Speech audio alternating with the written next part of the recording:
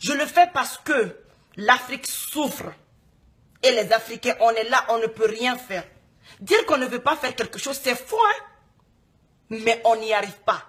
On est attaché.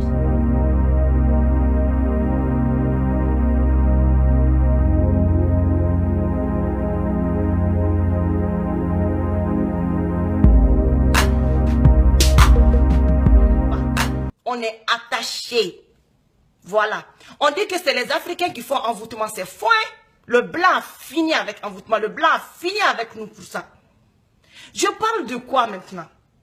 Je parle de la manière dont l'Afrique avance. Moi, je ne comprends pas. Depuis que l'Afrique est l'Afrique, l'Afrique souffre. Et après, on me dit que l'Afrique souffre parce que c'est un continent pauvre. Moi, je dis que c'est faux. Oui?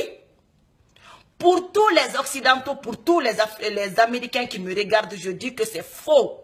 Et j'encourage les Africains à accepter cela. L'Afrique n'est pas pauvre. L'Afrique est loin d'être pauvre. L'Afrique est un continent très riche. Oui. C'est nous les Africains, on peut dire qu'on a de l'or. C'est nous les Africains, on peut dire qu'on a le diamant. C'est nous les Africains, on peut dire qu'on a de la bauxite. C'est nous les Africains, on peut dire qu'on a tout. Et pourquoi on n'avance pas? Ça, on doit le fouiller dans l'histoire. Dans ce qui s'est passé précédemment. Dans ce qui s'est passé il y a des années. Pourquoi je parle aujourd'hui? Parce que j'ai mal. Il y a plusieurs trucs qui se passent. Et tout tombe sur l'Afrique. Moi, j'ai mal aujourd'hui. Pourquoi? Parce que je vois ce que les Africains même font à leur pays. En vendant leur pays pour être riches. Mais moi, je vous dis quelque chose. Vous vendez votre pays là, vous allez être riche. Mais on va vous dire que la personne, même si tu es milliardaire, il vient d'Afrique. Cette telle personne vient de l'Afrique. Et c'est désolant. Les gens vont rire de toi. Pourquoi? Tu penses qu'avec ta richesse là, les blancs là vont te respecter? Ils ne vont jamais te respecter. Parce que le continent là d'où tu viens là, et ils ont déjà fini avec ce continent là. Donc là, te respecter, ils ne vont pas le faire. Donc, au lieu de faire cela, je prie nos dirigeants africains, je vous en supplie, donnons-nous la main pour faire avancer l'Afrique, c'est mieux.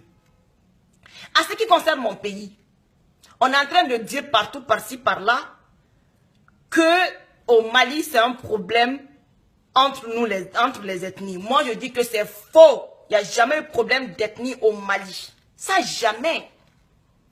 Vous parlez de nos terroristes là. Nos terroristes, par exemple, MNLA. MNLA là, ce n'est rien. C'est une minorité de gens qui se sont levés pour dire qu'ils veulent leur indépendance. Mais comprenez, c'est la logique qui est là. C'est les Occidentaux qui les ont payés pour diviser le Mali. Pour séparer le Mali. Pour séparer mon pays. Pourquoi? Parce qu'il y a leur intérêt au nord. Et je vais vous dire pourquoi. Parce que bientôt, il y aura le pétrole au Mali. Donc s'ils divisent le Mali en deux, qu'est-ce qui va se passer? Les nordistes, quand ils vont avoir l'indépendance, ce qui ne va jamais se faire, je le mets en parenthèse, ça ne va jamais se faire. Donc quand eux, ils vont rêver d'avoir l'indépendance, les blancs vont juste prendre le pétrole comme ils veulent, vont prendre le gaz comme ils veulent, et voilà. Et ils vont les laisser après comme des... Voilà.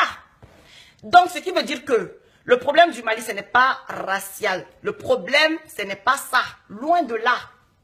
C'est un problème qui est là. C'est la logique qui est là. Donc, je vous dis que le problème du Mali, il faut arrêter. On est blanc, on est noir. On a toujours vécu comme ça ensemble au Mali. Et tout s'est très bien passé. Vous partez à Bamako maintenant, là. Vous allez voir que c'est les nordistes, là, qui sont les plus riches au Mali. Et les surdistes aussi. Parce que je dis que racisme au Mali, il n'y en a pas. On va fermer la parenthèse qui concerne le Mali. Maintenant, je vais parler d'histoire d'Ebola. Ebola, je ne comprends pas d'Ebola. Oh. Quand on parle d'Ebola, là, je suis déçu. Hein? Ebola prend un Américain. Une semaine après, l'Américain guérit. Jusqu'à ce qu'il ose montrer ça à la télé. Ebola touche un Français. Le Français est guéri. Ebola touche un Africain, 2 jours, prap, il est mort. Donc regardez la logique, cette histoire d'Ebola là, c'est les Blancs qui ont créé Ebola pour diminuer la population africaine. Moi, je vous dis ça aujourd'hui. Et si vous ne me croyez pas, regardez vous-même la logique, ce qui se passe. Parce que quand ça nous trouve, nous les Africains, on meurt en maximum une semaine. Et quand vous parlez de fermer les frontières, non, non, non, l'Afrique n'a pas de frontières d'air. C'est les Blancs qui ont créé les frontières pour nous séparer. Pour nous séparer. Parce qu'ils savent que si on est unis, l'Afrique là, si ce n'était qu'un seul pays là, pourquoi ils ont tué Kadhafi? Parce que les États-Unis d'Afrique là, on ne peut pas parler de ça. Si on parle de ça, eux, ils sont foutus. Donc je vous supplie, Africains, Africaines, s'il vous plaît, regardons la réalité en face. Et arrêtons de nous voiler la face. Maintenant, regardons la réalité. N'ayez pas peur. Si vous avez peur, vous allez toujours rester. Rester comme ça. On va toujours rester comme ça. On ne va jamais avancer. Moi, je dis à mes compatriotes, africains, parce que moi, je dis, je ne suis pas du Mali, je suis africaine. Je dis à mes compatriotes africains, je vous dis, notre continent est très riche, notre continent est très riche. On a tout. Quand on parle de diamants, c'est le Mali. Quand on parle de l'or, c'est l'Afrique. Quand on parle de la bauxite, c'est l'Afrique. Je voulais dire l'Afrique, pardon. Il y a tout en Afrique. On a tout. Réveillons-nous, réveillons-nous. Tikendia a assez parlé d'elle. Réveillons-nous. Il est encore temps. Nous, les futurs cadres de l'Afrique, réveillons-nous. Réveillons-nous. Ne nous laissons pas faire. Sinon, on est foutus à jamais. À bon entendeur, salut. Je vous remercie.